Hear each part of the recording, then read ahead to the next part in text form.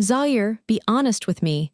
Do you actually want this wedding, or are you just going through the motions? Because lately it feels like Darius is more excited about us getting married than you are. Journey, don't start. You know exactly how I feel about you and this wedding, and bringing Darius into this conversation right now makes zero sense. It makes perfect sense, Zaire. That man is always around, always involved, always the first one you call. I'm just wondering when I become the first person in your life instead of the second. You have never been second, not one day, not once. And right there, in that small, sharp argument about a wedding neither of them knew would never happen, was the name that would eventually blow everything apart. Darius. But we'll get there. Welcome to Breakup Diaries, where real emotions meet unforgettable stories. If this is your first time here, stay close. And if you've been here before, you already know what we do. This one is going to reach inside your chest before it's over. Subscribe because you do not want to miss where this goes. Now let me take you back to where it all began. Atlanta, Georgia, 4 years before that rooftop, before the engagement party, before the elevator doors closed on everything Zaire had built. He was 28 when he met Journee at a mutual friend's birthday gathering in Buckhead, the kind of Atlanta night where the energy is just right. The music isn't too loud, and everyone is dressed like they had somewhere better to be but chose to show up anyway. He wasn't looking for anything. He was the guy in the corner nursing one drink, laughing with Darius about something that happened at work, halfway ready to leave early. Then Journee walked in. He didn't make a move that night, didn't have to. She caught him looking, held the eye contact 1 second longer than strangers do, and smiled like she already knew how the story ended. Darius nudged him. "Bro, go," he went. They talked until the party thinned out to almost nothing. He found out she was an esthetician building her own studio from scratch, no investors, no safety net, just vision and nerve. She found out he was a project manager who had been quietly building his career since 22. No performance, no pretense, just two honest people cutting through the noise. He asked for her number before she left. She gave it before he finished asking.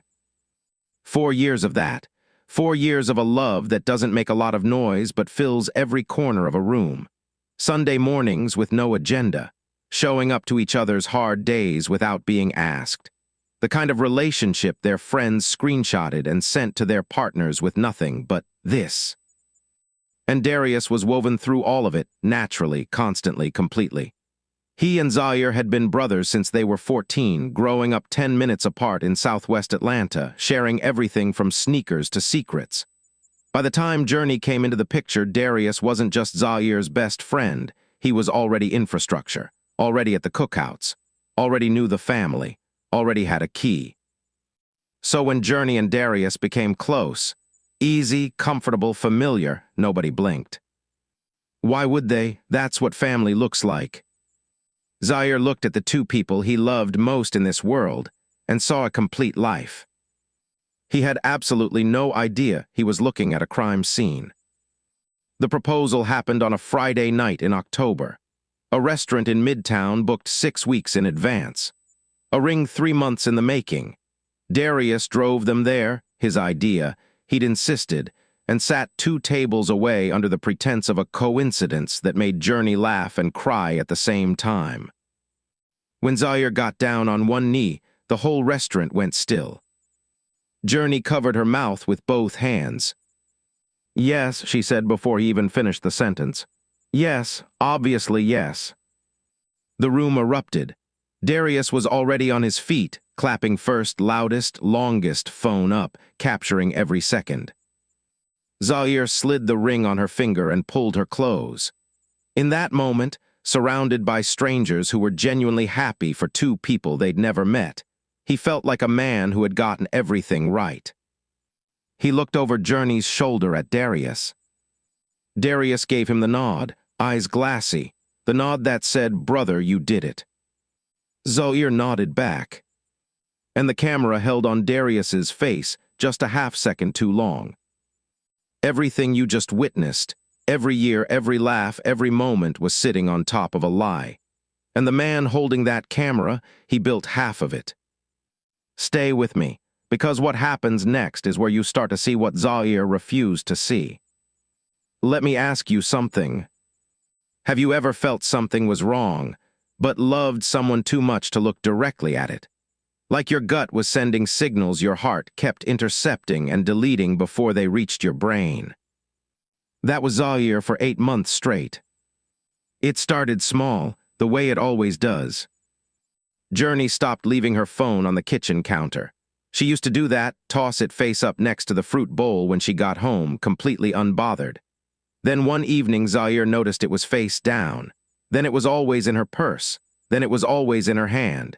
He told himself she was probably just more conscious of screen time. He'd seen a reel about that. He left it alone. Then there was the cologne situation. Zaire came home early one Thursday. His afternoon meeting got canceled, and the apartment smelled like Darius. Not faintly, specifically. The Tom Ford Darius had been wearing since forever. Journee was in the kitchen making tea like it was any other day. He stood in the doorway for a second and asked casually if Darius had stopped by. She said yeah, he dropped off some paperwork for Zaire and didn't stay long. Zaire said, "Oh, word," and went to change his shirt. He didn't ask what paperwork. There was a weekend he flew to Houston for a work conference. 2 nights. He called Journee both evenings. She picked up both times, sounded relaxed, said she was watching something on Netflix, told him to get some rest. He went to sleep feeling good about his relationship. He never once thought to ask what Darius was doing that same weekend. At his 31st birthday dinner, Darius made a toast. "To my brother, the most loyal man I know." Everyone raised their glasses. Zaire laughed and shook his head the way you do when someone says something that actually means something to you. Journee smiled into her wine. Darius looked at her for just a second when he thought no one was watching. Zaire was watching. He just didn't know what he was seeing yet. He drove away smiling every single morning. He had no idea he was leaving his home in more ways than one. It was an ordinary Wednesday. That's the thing nobody tells you about the worst moments of your life. They don't announce themselves. They don't come with weather. They show up on a regular Wednesday when you're in gym clothes and your phone is dead and all you need to do is text your trainer. Zaire's phone was on the charger in the bedroom. Journee was still asleep. He grabbed her phone off the nightstand. She'd told him 100 times, use it whenever, and was halfway through unlocking it when the screen lit up with a notification. From Darius. "Last night was a mistake. We need to be more careful." Zaire read it once, twice. He read it 11 times standing in his own kitchen in complete silence. His first instinct was to put the phone down and walk away. His second instinct won. The password was his jersey number from high school. She'd told him once it was her lucky number. He'd thought that was the most romantic thing in the world. It opened on the first try.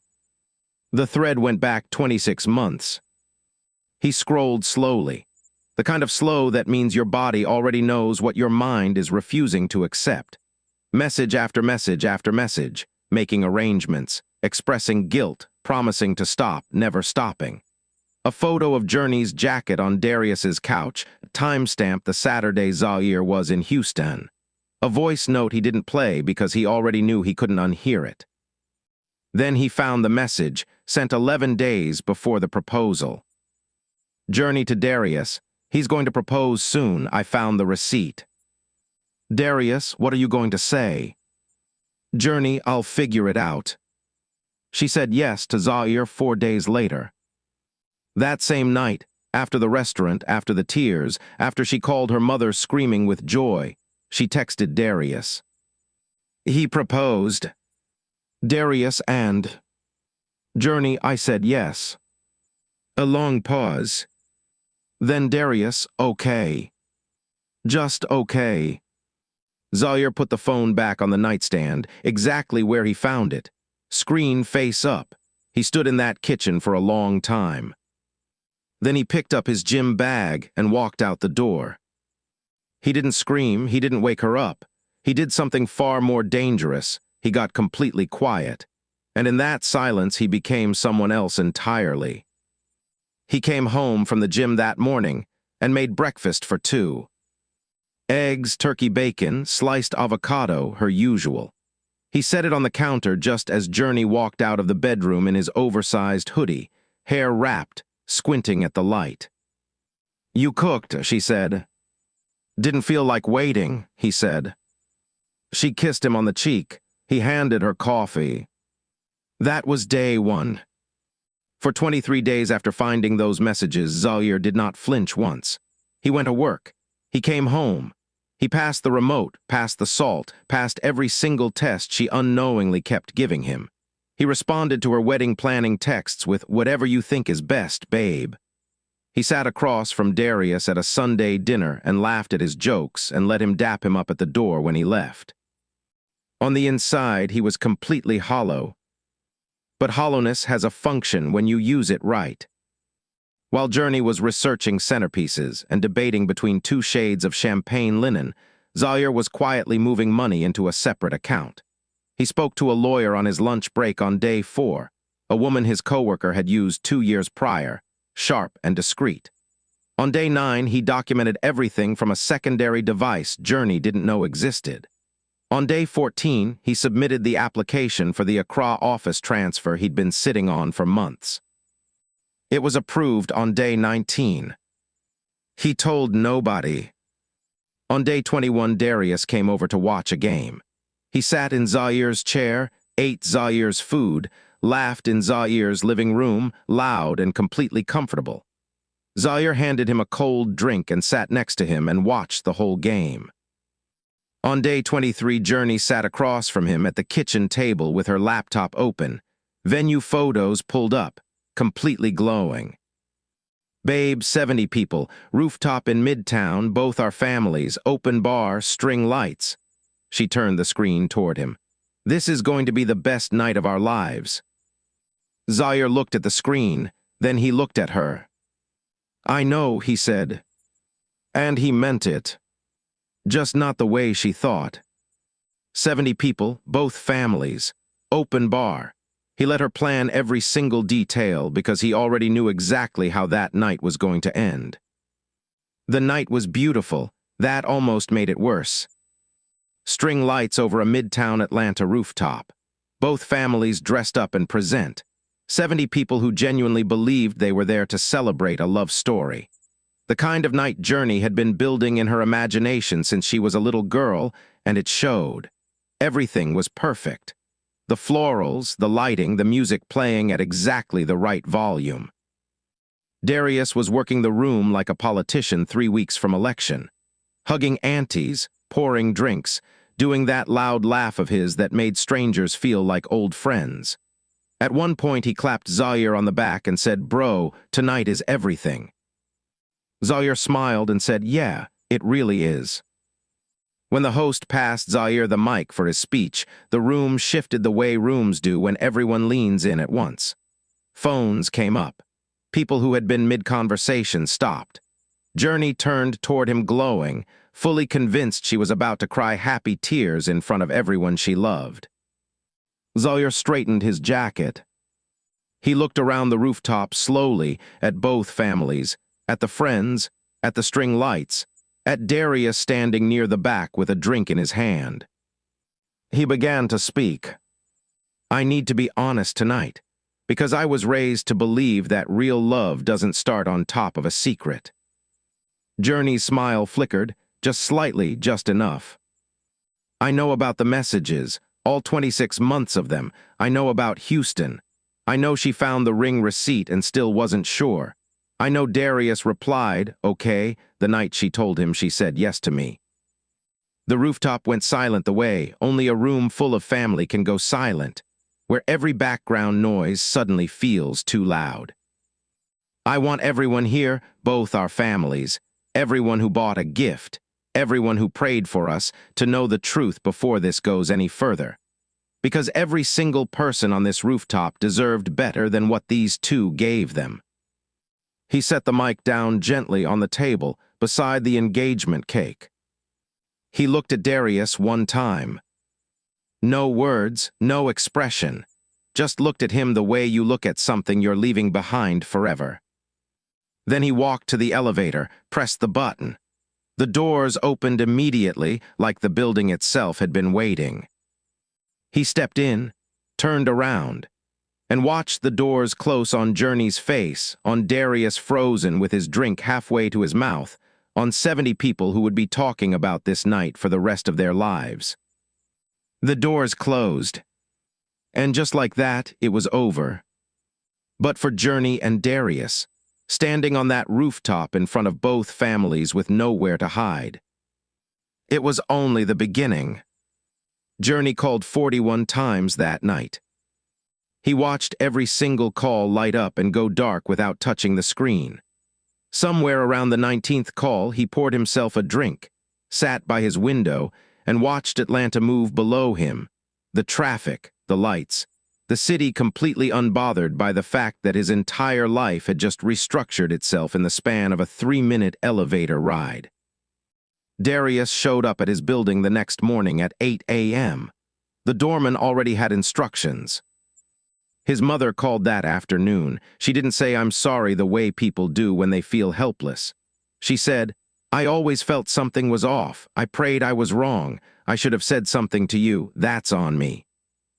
That one broke him open in a way nothing else had. He sat on the edge of his bed and cried exactly once, the deep, silent kind that comes from somewhere you didn't know was holding that much weight. He let it move through him completely. He didn't stop it. He didn't perform strength. Then he got up, washed his face, and kept going. The Accra transfer finalized within days. He gave his apartment 60 days' notice. He packed with the quiet efficiency of a man who had already done his grieving in private, while everyone else was still thinking he didn't know. 3 weeks after the rooftop, he sent one final text to both of them. Same message, same time, delivered simultaneously. "I don't hate you. Hatred requires ongoing attention. Be well." Then he blocked both numbers, permanently. Journee and Darius tried to build something from what was left. They lasted 4 months. Turns out a relationship constructed entirely in secret has no idea how to survive the light. On what would have been his wedding day, Zaire took himself to dinner alone. A restaurant in Midtown, not the same one, a new one, his choice. He ordered the expensive steak. He got the window seat.